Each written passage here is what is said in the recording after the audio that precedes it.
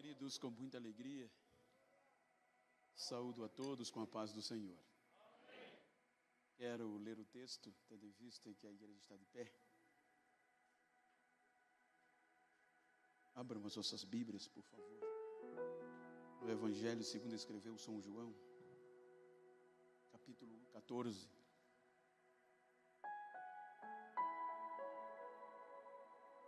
Versículo 16.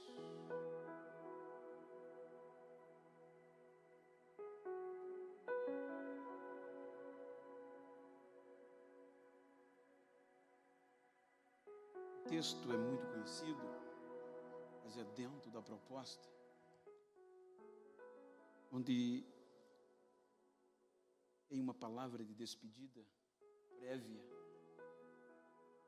no contexto das últimas palavras de Cristo para os seus discípulos, ele diz: eu rogarei ao Pai, e Ele vos dará outro Consolador, para que Ele possa habitar convosco para sempre. Amém? Queiram tornar os vossos assentos.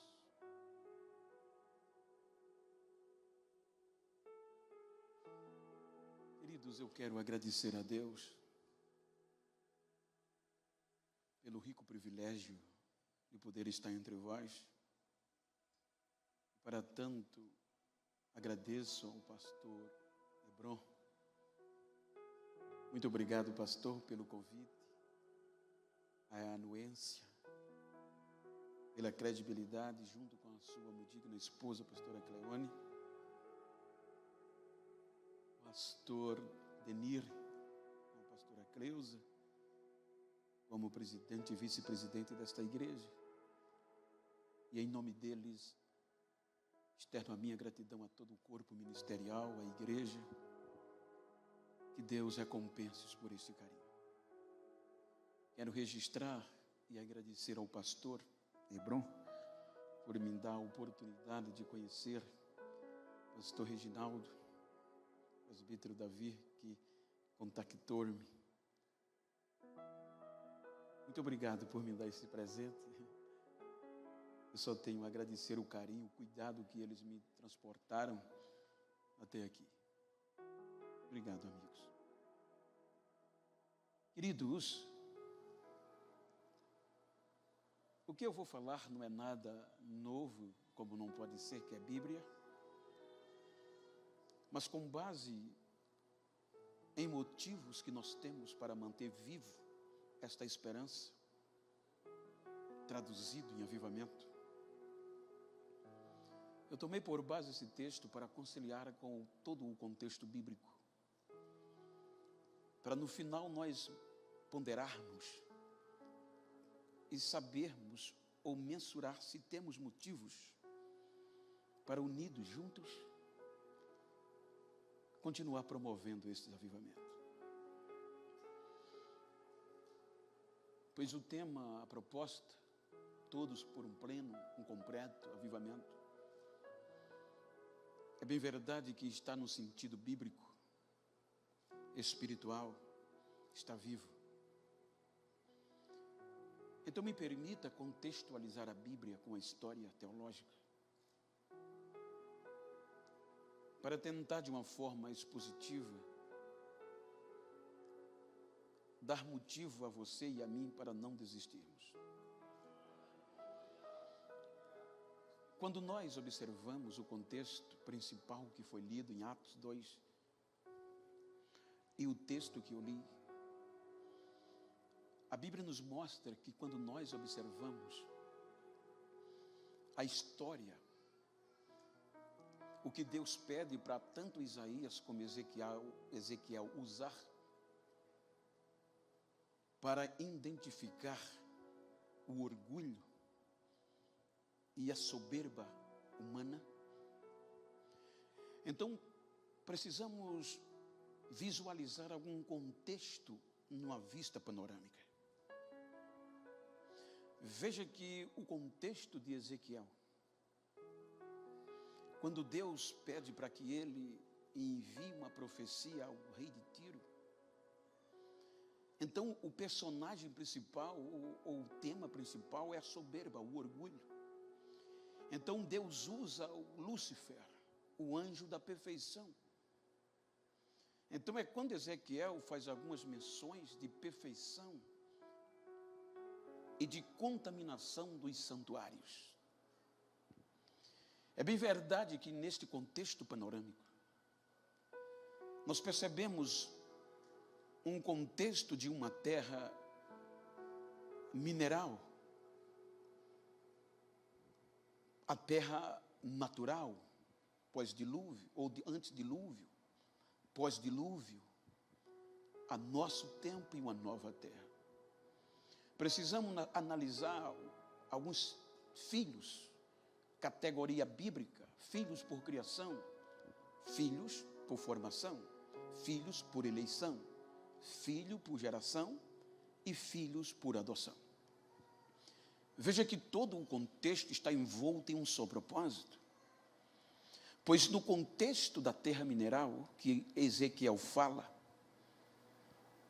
a terra antes do abismo, há uma linha e um contexto teológico que mostra que esta terra era coberta por pedras preciosas.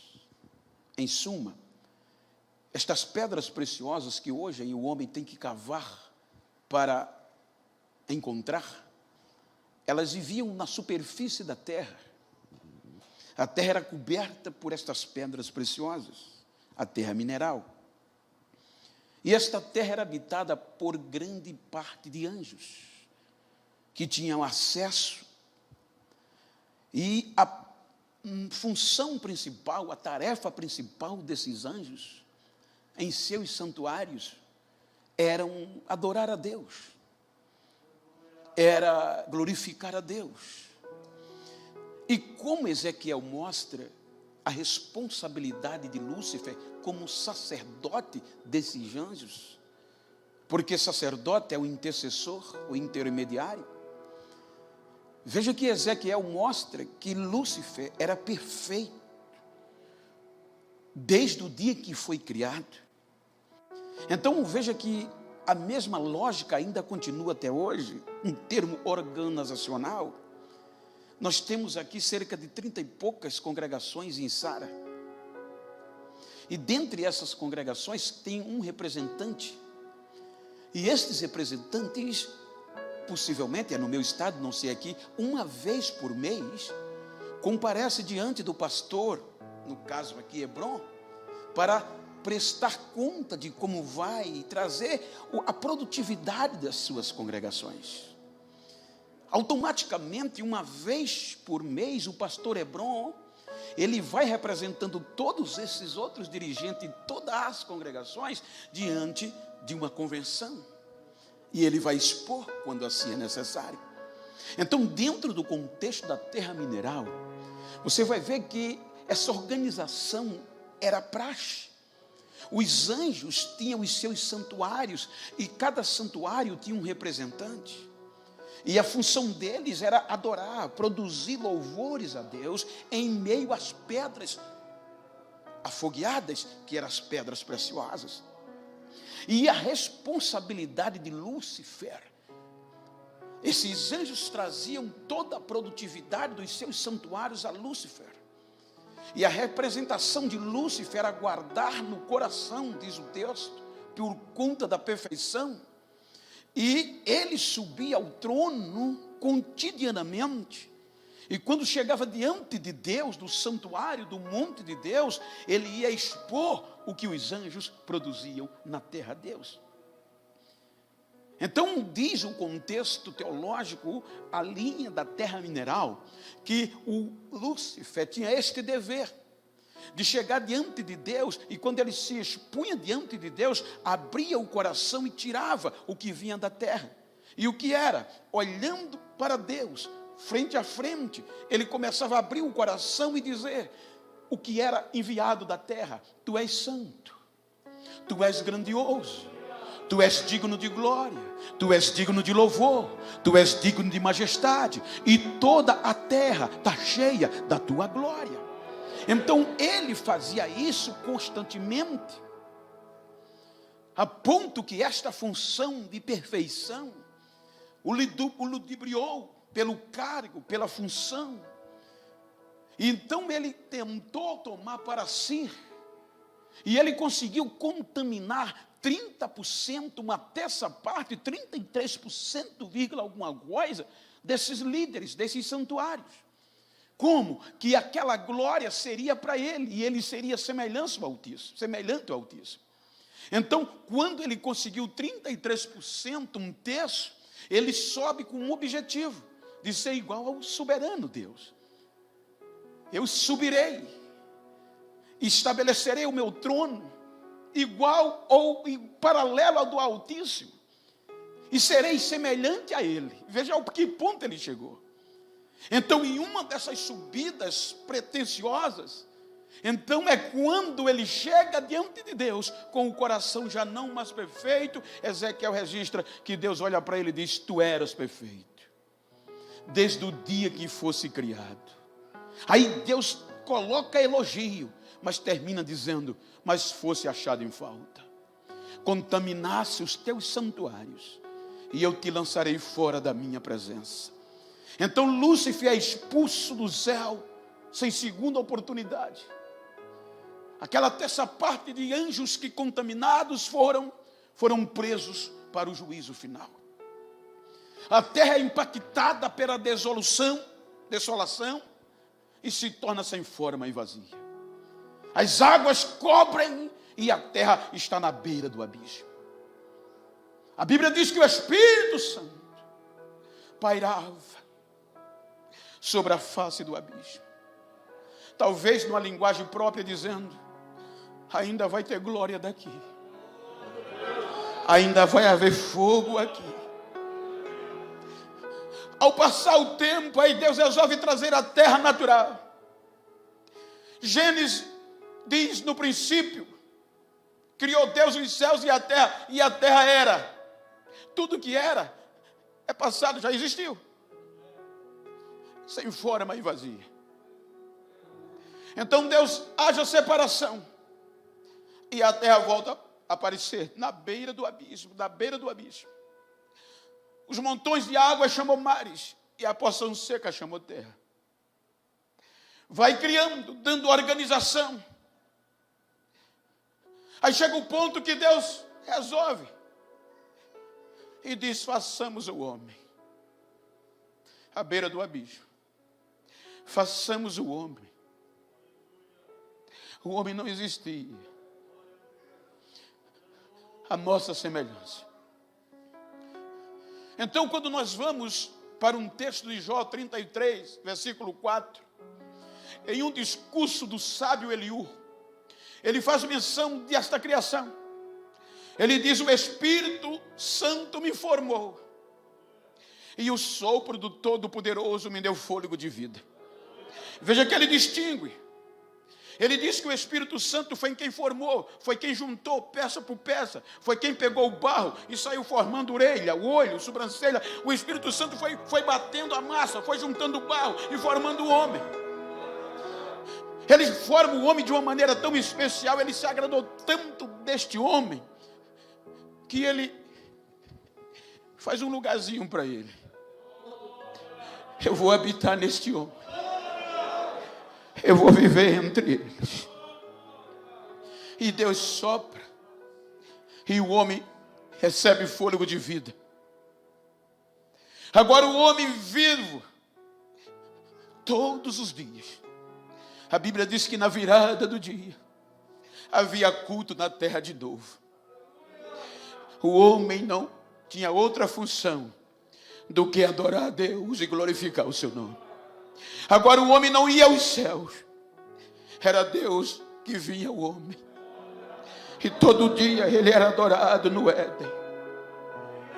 No mesmo Éden reformado, recriado que Adão vivia, que Lúcifer, como diz Ezequiel, tu habitavas no Éden de Deus.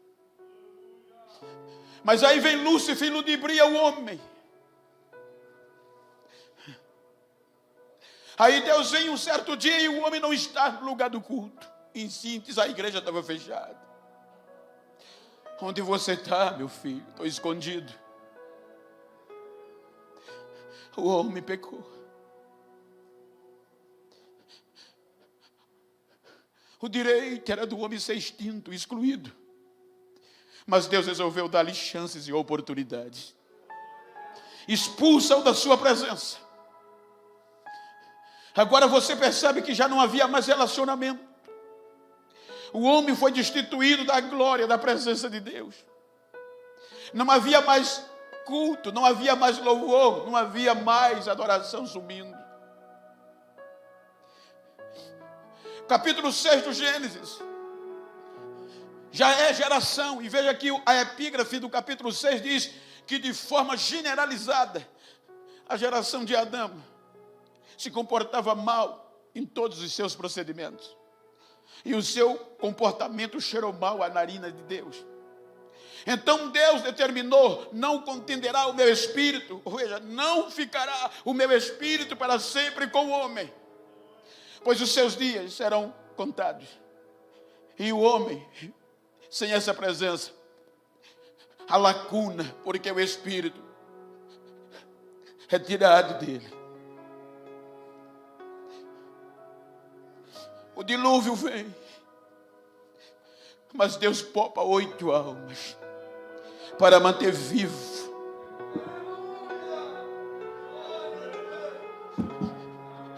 Para conservar ainda na terra remanescentes para um grande avivamento. Passando o dilúvio, Deus tira o homem da arca. Promete-lhe nunca mais destruí-lo. Renova. Vão, recomecem. Eu faço uma nova aliança, um novo acordo, um novo pacto com vocês. Encham a terra. Sejam unidos. Espalhem, mas unidos. E assim foi. Capítulo 11 do Gênesis. Engodado por este pressuposto orgulho, Nimrod lidera uma rebelião contra Deus com a Torre de Babel. Aí Deus vem e confunde-os com o linguajar, a diversidade de línguas. E agora cada um para o seu lado, cada um com o seu idioma. E não havia produtividade de glória, não havia louvor nem adoração subindo. A idolatria permeia.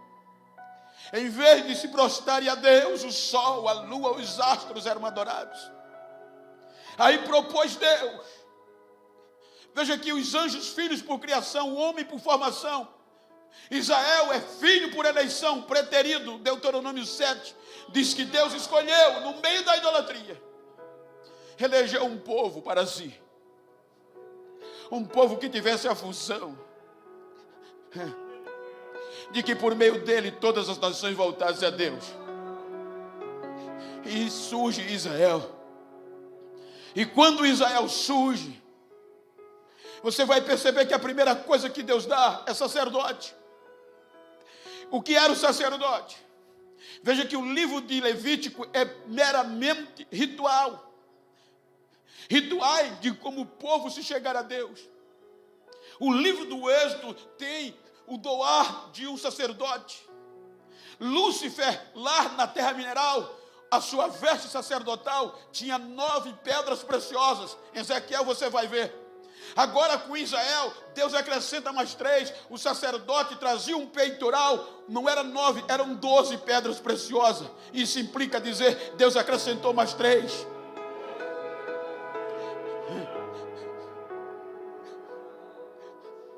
Agora uma vez por ano, esse sacerdote tinha função de como o povo não podia se chegar a Deus, e nem Deus ao povo por conta do comportamento. Por isso que o templo havia a divisão santo e santo dos santos, um véu separando. Então só este homem uma vez por ano rompia este véu limpo, representando e transmitindo a Deus o arrependimento do povo. E quando ele entrava, a Bíblia diz que o povo ficava do lado de fora, levantando e dando glória a Deus. Tenha misericórdia de nós. E a glória de Deus vinha no Santo dos Santos, cobria o tabernáculo. E o povo era renovado ano após ano. Mas a Bíblia diz que Israel ludibriou-se. Israel se orgulhou e adulterou contra Deus. Agora, em vez de Israel levar louvores a Deus, era outros deuses, os Balins, Astarote, os deuses das nações.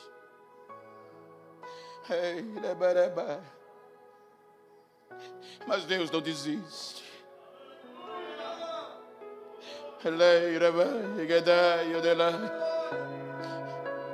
Aí Deus resolve dar o melhor. Agora Satanás vibrava. Não tem jeito. Veja que todas as gerações que Deus levantou para este avivamento foram ludibriadas. A Bíblia diz que Adão errou, foi ludibriado. Veja quantas gerações até Malaquias. A Bíblia diz que Adão gerou a Sete. Sete é a esperança, também não deu certo. Enos, nos dias de Enos, invocaram o nome do Senhor, mas não perdurou. Aí a Bíblia diz que Enos gerou a Malalael, a Cainã, Malalael, a Jared, Jared a Lameque, Lameque a Enoque, Enoque a Metusalém, a Lameque, melhor dizendo, e Lameque a Noé. Aí no dilúvio, Noé vem Sem a Jafé, Sem Cã e Jafé. Sem é o líder de um grande avivamento, gera Arfajade a Elar a Ebe a Reu a Selug, Serug a Pelog, Peleg gera a Naor, Neor a Terá e Terá a Abraão. É nos dias de Abraão que Deus levanta este grande avivamento, por através de Isaac, de Jacó. Aí vem Ruben, Simeão, Levi, Judá, Zebulon, as 12 pedras, Zebulon, Gade, Asser, Naftali, José, Benjamim. Aí Deus escolhe Judá para representar este grande avivamento. Foi ludibriado. Judá, Perez, Esdrom, Aram, Barão, Aminadab a Naasson a Salmão, Salmão a Boaz a Obed a Jessé a Davi. Aí Deus diz: achei um que vai cumprir o desejo do meu coração. Vem Satanás, ludibria Davi, mas Davi gerou Salomão a Roboão a Abias a Asa a Josafá, Jorão, ele gera Uzia a Cais, a Jotão a Cais a Ezequias a Manassés a Josia, a Amon e a Jeconia.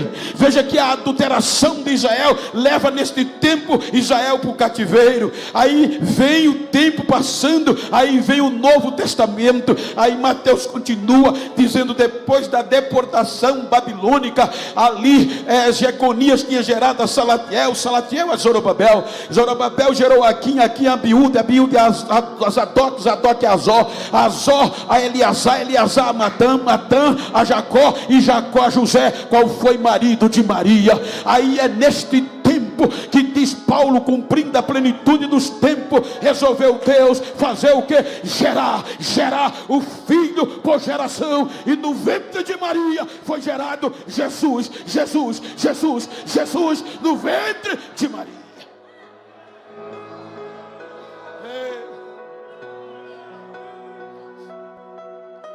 E para que Jesus veio, segundo a Bíblia? Para restaurar Israel,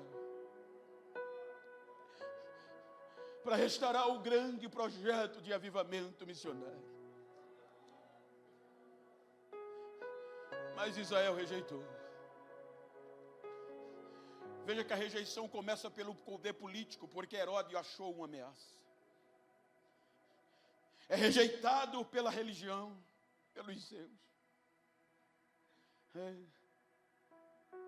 Mas ele não desistiu. Ele precisava gerar um avivamento permanente. A ponto de que quando ele começa o seu ministério, veja que ele não vai atrás de ninguém importante na ótica secular e social.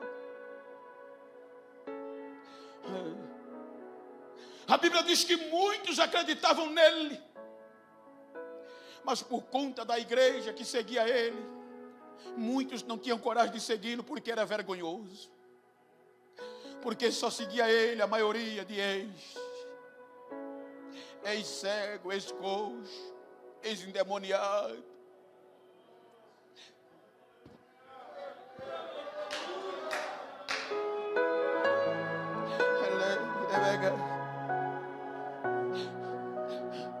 E por conta disso ele vai à morte. O perseguem até tentá-lo destruí-lo. Para acabar com essa esperança, Lúcifer, Satanás, tenta bloquear e faz os próprios irmãos, os judeus, Israel, o eliminar. Fizeram muitas tocainas, armações, para que este avivamento não continuasse.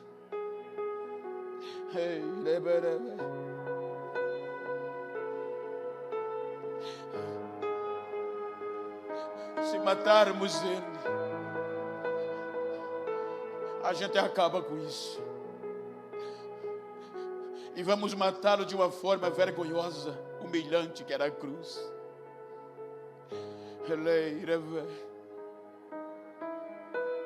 Até aqui a morte e o inferno mandava prevalecer.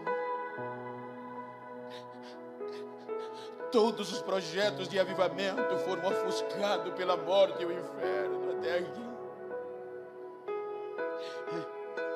O véu impedia o adorador.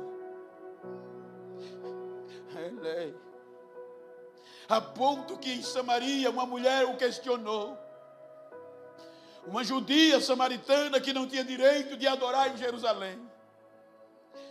Porque os judeus do sul diziam que ninguém do norte tinha capacidade espiritual de adorar. Era impuro. Vocês dizem que o lugar certo de adorar é Jerusalém. Os nossos pais falaram que é o Monte Gerizim. Aí Jesus diz: filha, está chegando a hora e já chegou. Que nem nesse monte, nem em Jerusalém adorarão.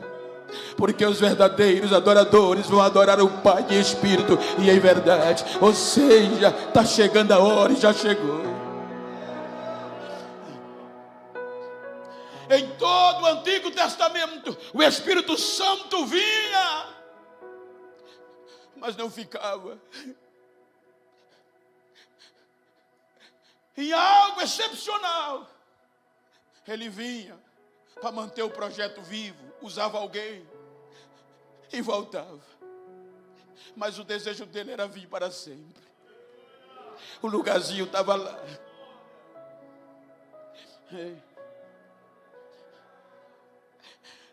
Olha a torcida no céu. Eu vou usar um termo no nosso linguajar, entenda, eu estou usando um termo, não está escrito, só para abrir mais o nosso entendimento. Eu creio que o Espírito Santo, antes de Jesus vir, como todos nós temos sonho, o sonho do Espírito Santo era vir e ficar com a gente para sempre. Mas ninguém era capaz. E Deus já havia determinado que o Espírito não ia ficar com o homem para sempre. E o Espírito Santo, que enchia Jesus, dizia: vai, não desiste.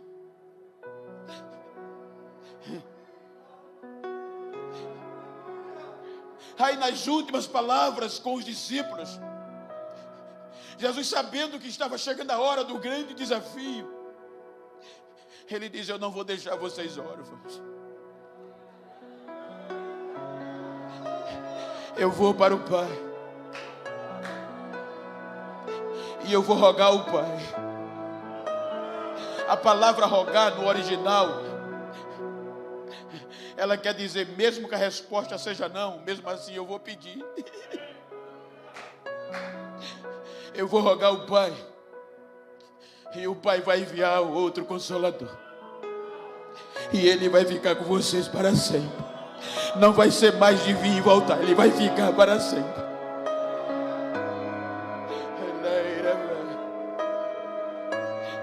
O céu está em expectativa.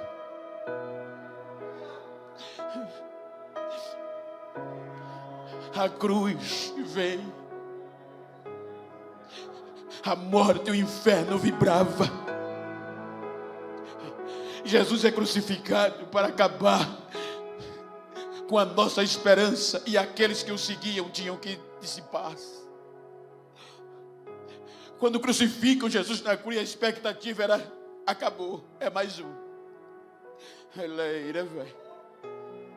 Mas quando eles crucificam Jesus,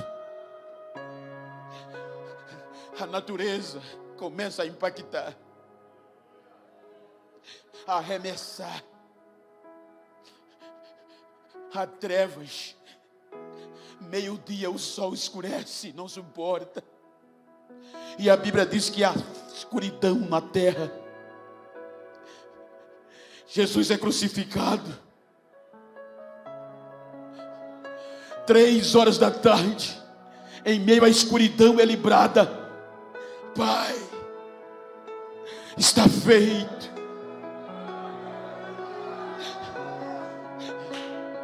A dívida está paga.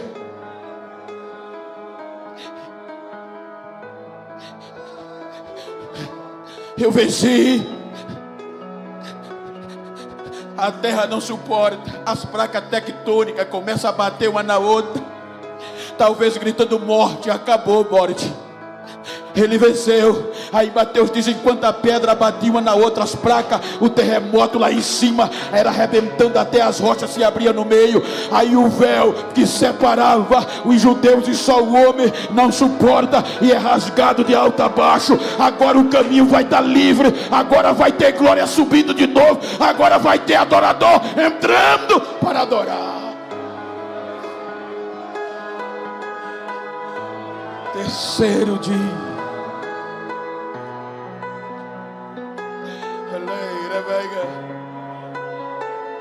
ele ressuscita. 40 dias ressuscitado como Deus, vai restaurar os feridos, vai recuperar os desistentes. Os discípulos de Emaús, ele vai atrás. Nenhum pastor presidente ia mais atrás de nenhum daqueles. Ele agora vai. Pedro, que tinha dito que nunca o conheceu, ele passa a madrugada esperando Pedro voltar do mar. Tomé, que não acreditava, ele faz questão de dizer: Tomé, toca aqui, filho, sou eu mesmo. Ele não desiste de nenhum.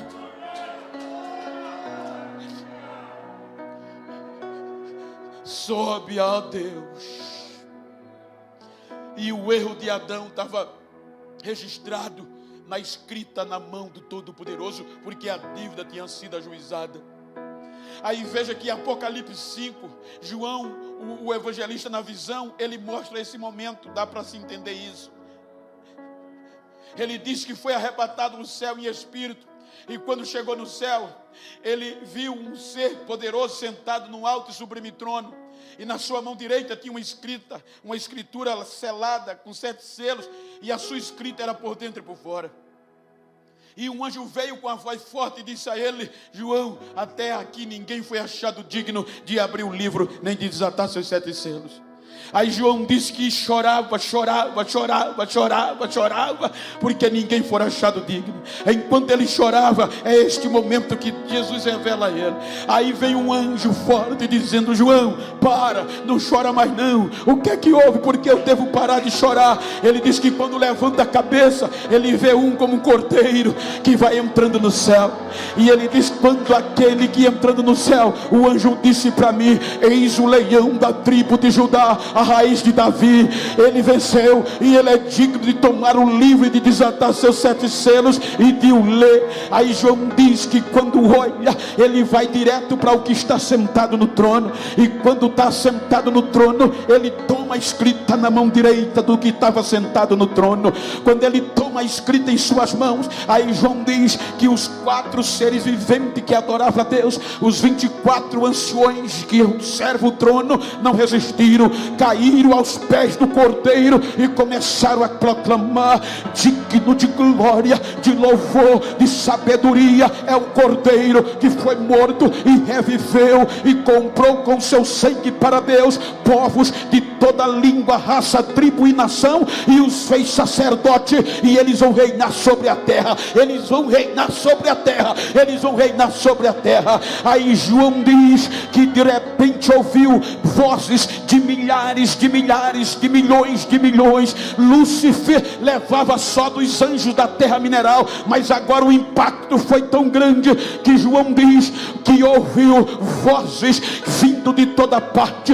Ele diz: eu ouvi vozes do céu, da terra, do ar, do mar, de debaixo da terra, aonde havia um ser vivo, eu via gritando e dizendo: digno de glória, de majestade, de domínio, de louvor é o que está sentado no trono, e o Cordeiro que foi morto e reviveu, ele é digno de honra, de glória, de domínio, de majestade, e é para todos sempre. Amém, amém. Todos diziam amém, amém e amém.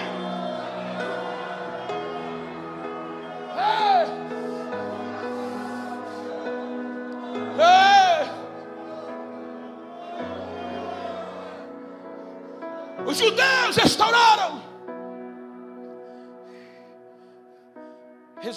rejeitaram. Aí vem Paulo. Você acha que os discípulos davam a vida por este avivamento? Por quê?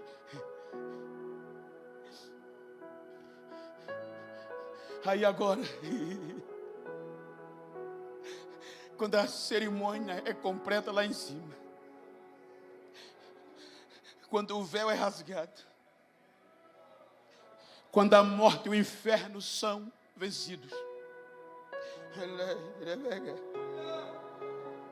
aí eu quero conjecturar que Jesus senta à direita do Pai e diz: Pai, eu prometi a eles uma coisa,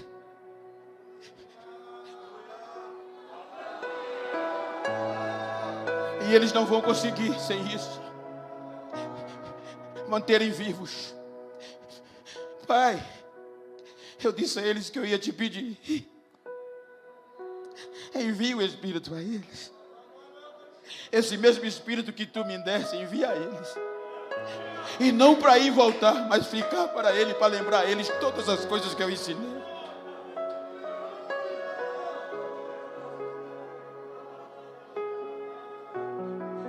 Aí Lucas, em Atos, ele começa a dizer que no dia da festa do Pentecostes, a igreja até aqui estava amedrontada, represária. Aí o Espírito vem, como o som de um vento impetuoso e veemente, e enche a casa. Os ignorantes, os excluídos socialmente, religiosamente falando, são cheios do Espírito Santo. O lugarzinho estava vazio, foi preenchido. E a Bíblia diz que todos, unanimemente,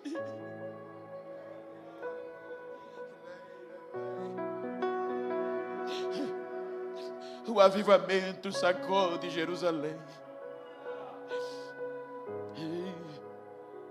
Unidos todos por um grande avivamento.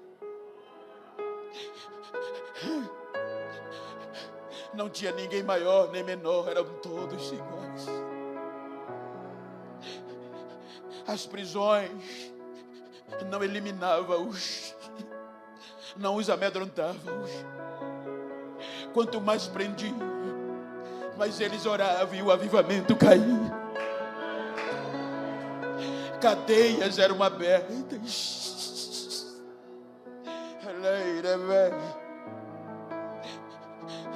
Vamos parar.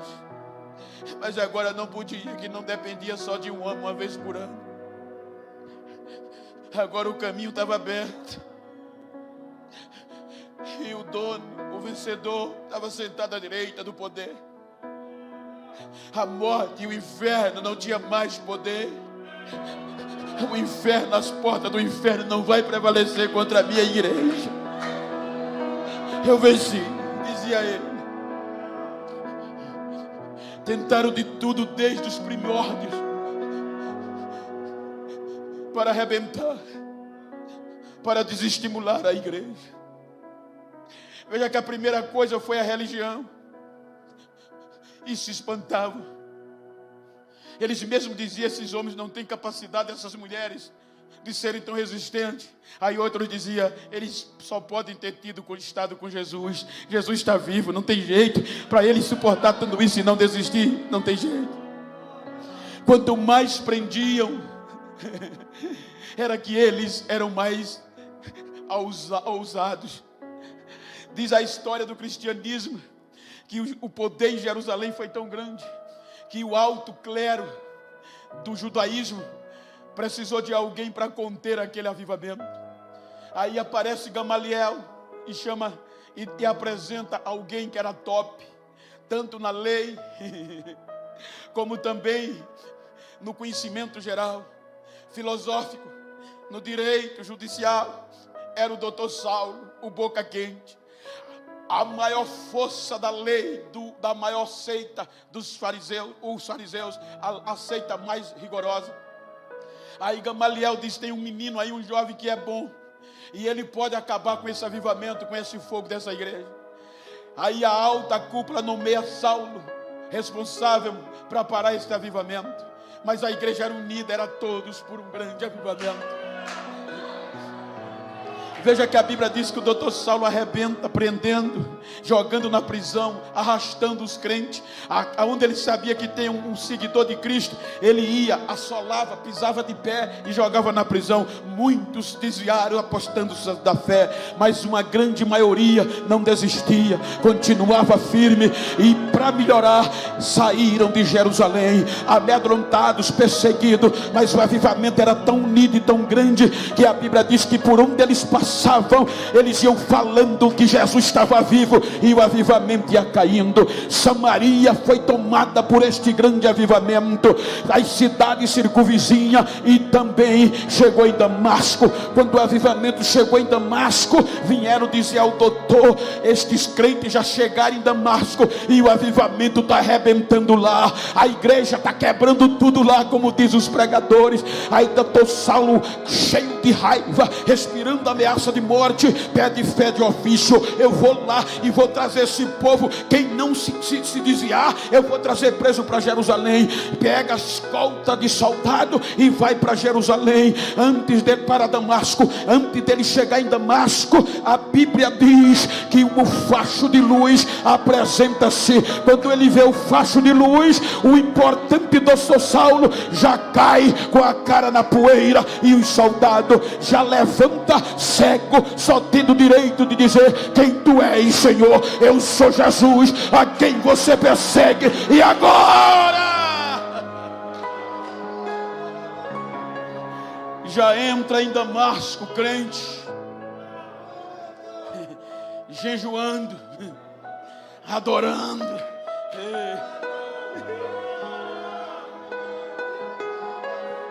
Ela é impactado por este avivamento. 14 anos no anonimato. Enquanto isso, vamos parar. Se nós pararmos, Pedro resolve. Ele já é reincidente, já negou uma vez. Prenderam uma cruz na frente. Ou você nega a este Jesus, ou vai ser crucificado. Aquele crente que disse que não conhecia Jesus há alguns dias atrás, ou anos atrás, agora cheio do Espírito Santo, olha para a cruz e só faz um pedido: eu quero fazer um pedido a vocês. Você não vai negar, só quero fazer um pedido. Eu não sou merecedor de ser crucificado como ele foi. Me coloquem de cabeça para baixo e pode meter o prego.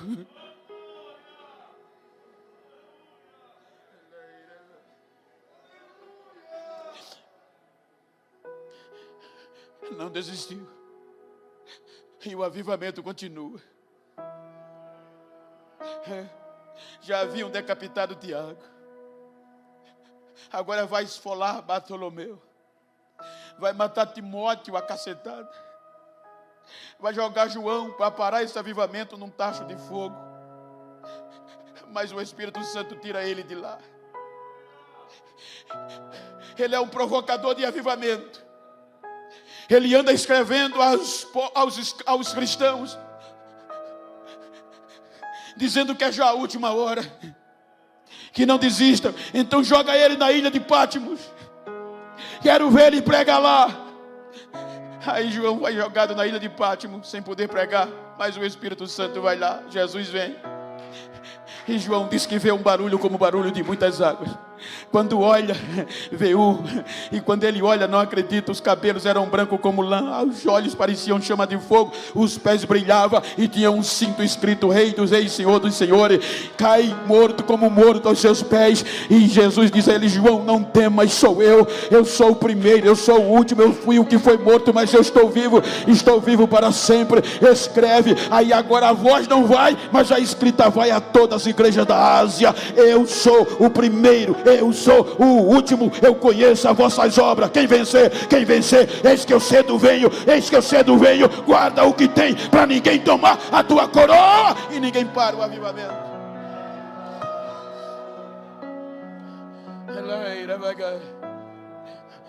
Aí vem Paulo, estimulando os gentios. Veja que Paulo, quando escreve a carta aos Efésios, é uma igreja gentia. E é no capítulo 1 que Paulo diz que os gentios, com rejeição de Israel,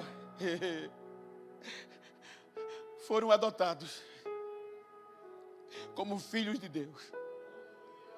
Filhos por adoção, para manter este avivamento.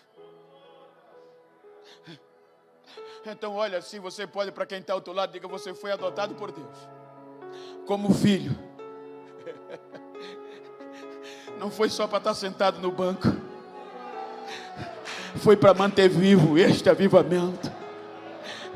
Foi para, independente de pandemia, de crise, de inferno, o céu poder ouvir a tua glória da terra, o céu poder ouvir o inferno enraivecido, mas ouvir você levantar a garganta e gritar: glória a Deus, eu não desisto, glória a Deus. Você foi escolhido para isso. Veja que fizeram de tudo para parar os gentios.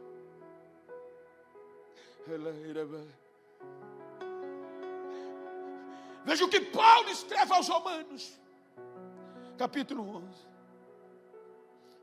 Ele diz que nós fomos cortados do natural zambujeiro, e contra a própria natureza. Isso já quer dizer contra tudo e contra todos. Até a natureza não imaginava. Nós somos enxertados na oliveira verdadeira. Aí Paulo adverte aos gentios de Roma, dizendo: tenham cuidado. Os ramos foram quebrados, que era Israel, e vocês foram enxertados no lugar deles. Se Deus não poupou nem a eles por haver rejeitado Deus, imagina vocês que são adotados. Aí ele diz: há um mistério. É que enquanto não se cumprir a plenitude dos gentios, Israel vai estar bloqueado. E se ele está dizendo, enquanto a trombeta não tocar, enquanto o arrebatamento não vier, a responsabilidade de manter este avivamento, de produzir glória e louvores a Deus, é minha, é sua, é nossa. Então diga para quem está ao seu lado: conte comigo. Diga: eu estou junto com você no mesmo barco.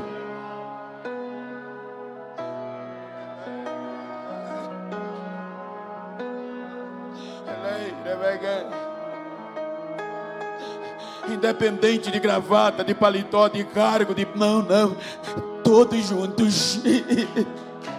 O segredo da igreja primitiva era a unanimidade, todos juntos.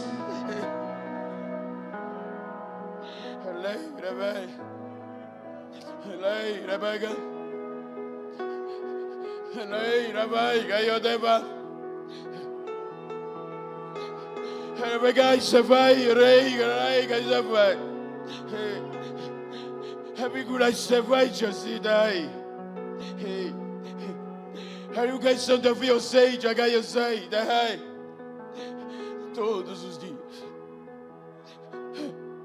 o Senhor acrescentava o número dos que iriam ser salvos, cooperando com eles.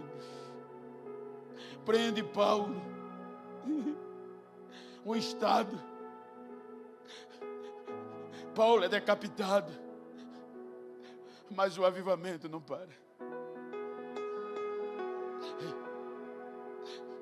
Os 3 primeiros séculos da igreja foi dolorido. Imperadores devastavam cidades inteiras para eliminar os seguidores de Cristo. Pai perdia filho, filhos perdiam pais. Eram expulsos do exército do funcionalismo público, mas não desistiam. Moças, rapazes, eram expostos a partir do 5º século. Moças que dizem a história do cristianismo, que tinham os seus seios arrancados, vivas, por ser cristãs e proclamar avivamento. Mas a história diz que enquanto eles destroçavam os seios, elas, cheias de Deus, do Espírito Santo, gritavam: vocês estão arrancando os nossos seios, mas o que está dentro de nós vocês não podem tirar mais. Está na alma, está no sangue. Jovens eram esticados cerca de 20 centímetros com engrenagens, clavícula, articulações eram quebradas, mas eles não desistiam.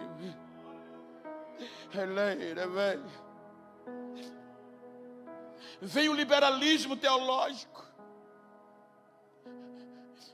Primeiro vem a indulgência, século XVI. Século XIII vem a proibição da leitura da Bíblia. Pelos leigos, só o alto clero poderia.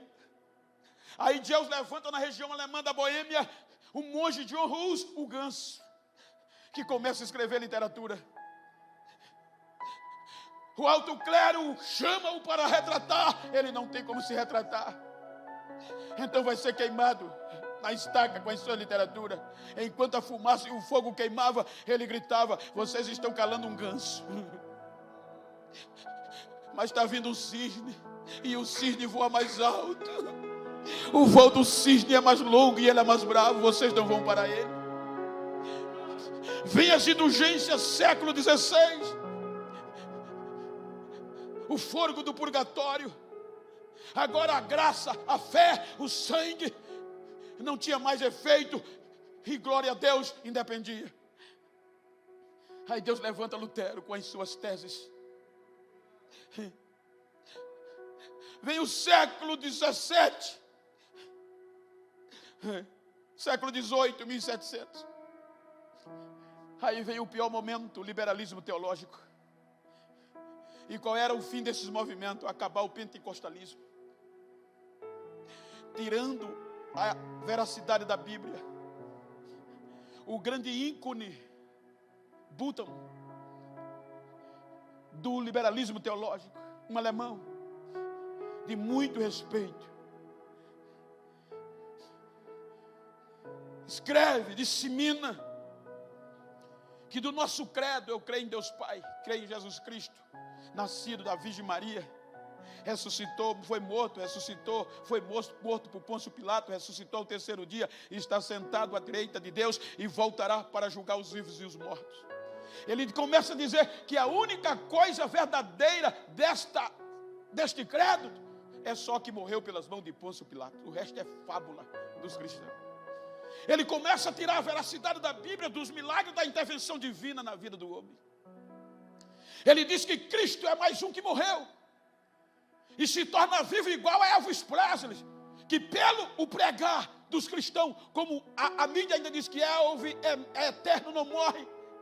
Eles dizem que Jesus é simplesmente isso. E tantos cristãos pregar que Jesus está vivo, se tornou uma crença, mas nada é verdade. E isso vai surtindo efeito. O Pentecoste quase morre. O avivamento parece que foi excluído. Aí vem o século 20. Aí um jovem, no país de Gales, na Europa, é cheio desse espírito. E o avivamento arrebenta com a Europa. Os cultos só tinha hora para começar, ninguém sabia a hora que ia terminar. 60% dos moradores de Gales, do país de Gales, trabalhavam em minas de carvão. Saíam das minas, só ia em casa, pegava a esposa, ia direto para as reuniões de culto e dizia: não sei a hora que eu volto e nem o dia.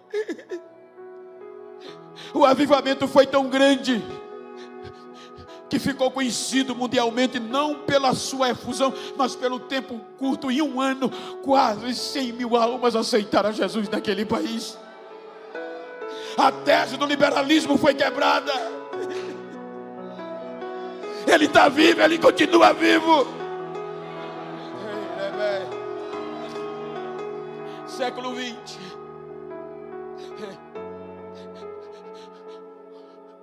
No auge da revolução industrial da América do Norte, o capitalismo prevalecia, o racismo era muito forte. Aí um negro chamado William Seymour vai ser convidado para pregar em Los Angeles. E o que é que ele vai pregar? Pentecoste. Batismo com o Espírito Santo e avivamento. Pregou uma noite, na outra dia que chegou para pregar, a igreja estava fechada, barraram ele. Um irmão tem misericórdia e o hospeda na casa dele. E ele começa agora a orar para Jesus sacudir a América do Norte com esse grande avivamento. Ele passa os dias, torna-se noivo. Jesus batiza a noiva dele com o Espírito Santo, batiza o dono da casa e batiza ele. Agora ele vai pegar a Bíblia e vai para a rua pregar avivamento.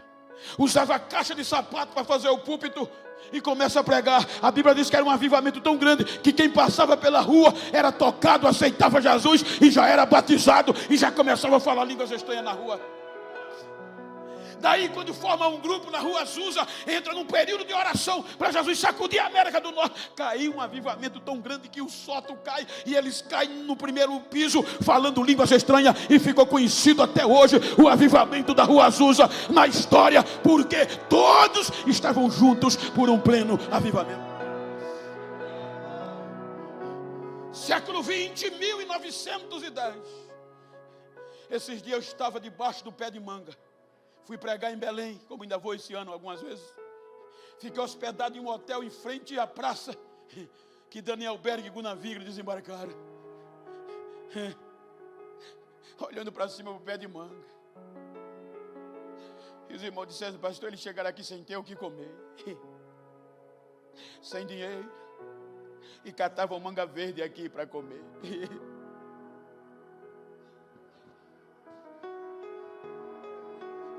O avivamento cruzou o Atlântico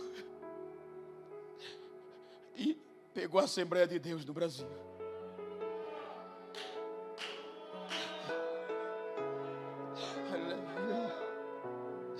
Homens e mulheres que ainda hoje estão em nosso meio, alguns deles, em nosso meio, que não tinham o que a gente tem.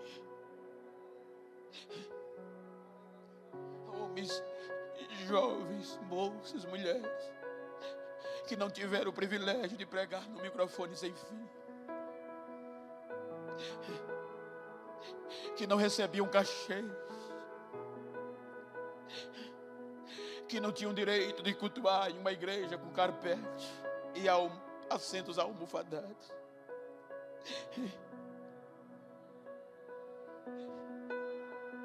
Homens e mulheres que não tinham direito de enterrar seus filhos no cemitério público, porque era um protestante, era um crente. Homens e mulheres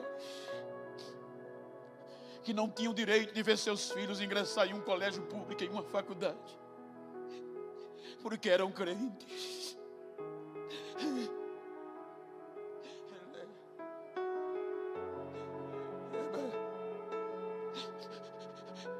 Mas era difícil um culto deles. Não tinha pregador famoso, não tinha cantor renomado, mas era difícil um culto para Jesus não batizar. Era difícil ter um culto para não haver milagres. Eram cultos que os crentes, a única arma que eles traziam era a Bíblia e lenço. Tinha crente que andava com 2 lenços, porque um não dava conta das lágrimas que ele ia derramar. Às vezes a gente chegava na banca, na igreja, quando entrava, tinha um banco, 2 lenços. Um já estava ensopado de lágrimas e o outro já ia na metade. Olhava para o assento, estava molhado de canto a canto. E o que você via? Parecia uma cachoeira, só línguas estranhas.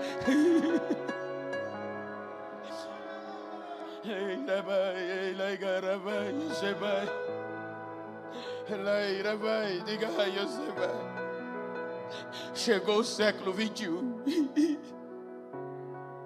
e com ele a modernidade e a pós-modernidade.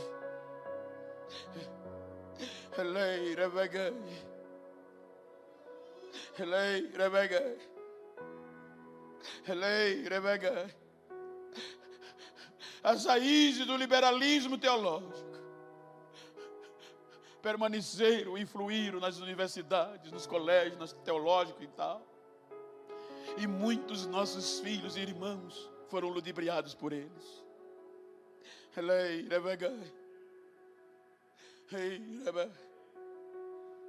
Século 21. Em muitos lugares você já não pode falar línguas estranhas. Eu já disse isso algumas vezes.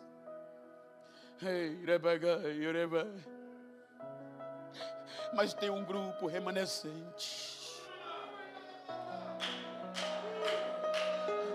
Tem igreja que em meio à pós-modernidade, em meio à crise, ainda tem coragem de dizer, todos juntos por um pleno avivamento. Ainda pode se ouvir línguas estranhas em nossos cultos.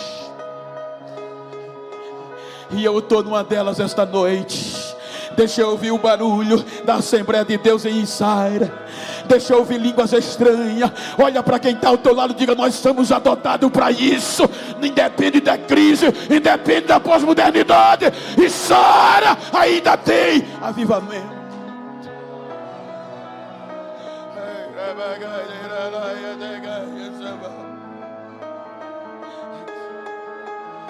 Precisamos voltar a ver os nossos jovens falar línguas estranhas. As nossas crianças rodopiar num pé só. Quem era criança aqui que não foi batizado quando ainda era criança?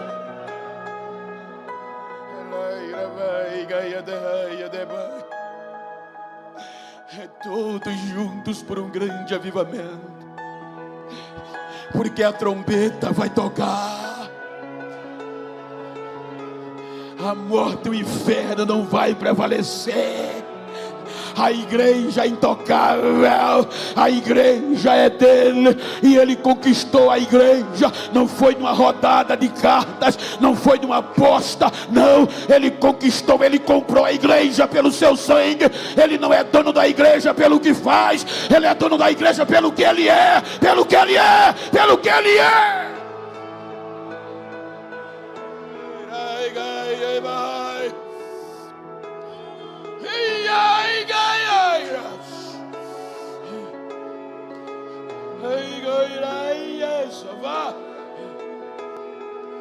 Rebuild a igreja.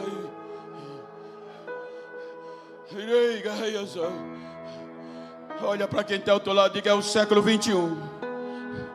Mas fala com vida, diga, é o século 21.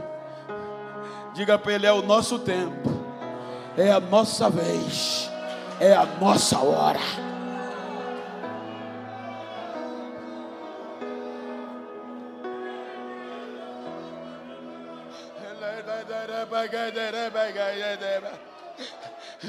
O mesmo Espírito do Gênesis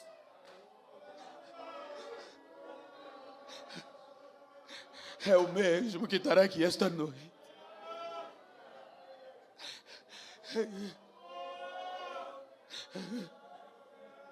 O mesmo Espírito de Mateus é o mesmo que estará aqui esta noite.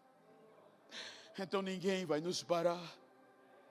Eu disse uma certa vez que eu li uma das revistas eu era assinante de uma revista, a mais linda no Brasil, no contexto literal, periódico semanal, e algumas páginas foi tirada para falar dos crentes. E o que me chamou a atenção é que aquele editor expressou a raiva que ele tem dos cristãos. Naquele período de recessão, salvo engano, 2015 para frente, e ele publicou que os culpados da recessão eram nós, os cristãos evangélicos, porque éramos fascistas, povinho, composto de pobres, brasileiros, sem nexo. E ele foi tirando o couro. Mas antes dele terminar, ele disse: o que me dá mais raiva deles é que nada e ninguém consegue tirar essa chama que está dentro deles.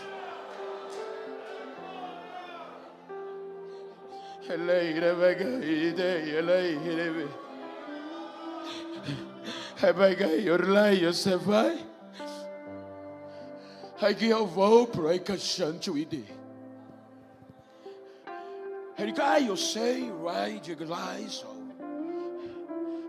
E de flor, grass, and you are so well.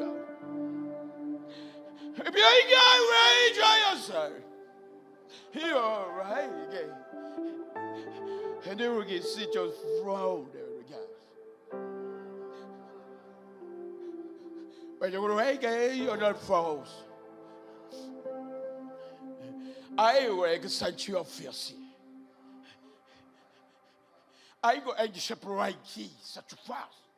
I will excite your chance well. And check fire you do row and see your vow.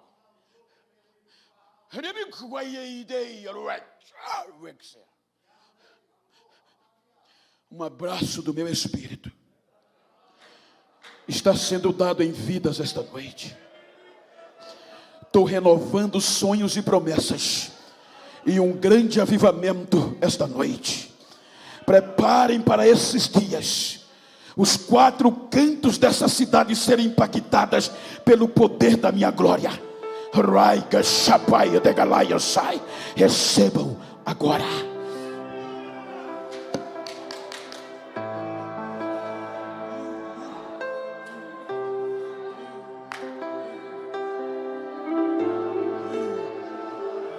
Enche, enche, enche, enche, enche, enche. Quem tem línguas estranhas, deixa eu ouvir o barulho. Quem não tem, recebe agora, recebe agora, recebe agora. Fique de pé, por favor.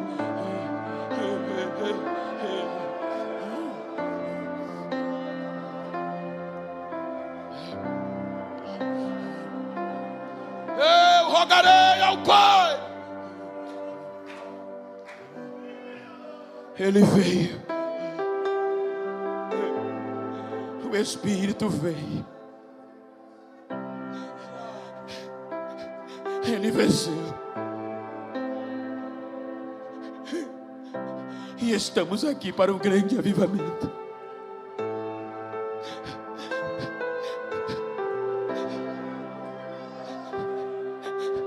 A igreja primitiva fez a sua parte. A igreja medieval fez a sua parte. Os nossos pais fizeram as suas partes. Agora é eu, agora é você. O inferno tem que bater continência. O céu tem que ouvir as nossas línguas estranhas e a nossa adoração. Quem veio aqui para ser cheio esta noite? quem veio aqui para ver, ouvir, e o céu ouvir a sua voz de aleluia, de glória, de línguas estranhas. Seja cheio, seja cheio, seja cheia. Soberano Deus, esta noite eu preguei a palavra que está no meu coração, a palavra da proposta. Então a palavra é tua e ela não volta vazia. Renova as nossas vidas, derrama avivamento, continua sobre as nossas vidas. Vem, Espírito Santo, nos enche, nos enche, nos enche, nos enche, enche. Deixa eu ouvir o barulho de línguas estranhas.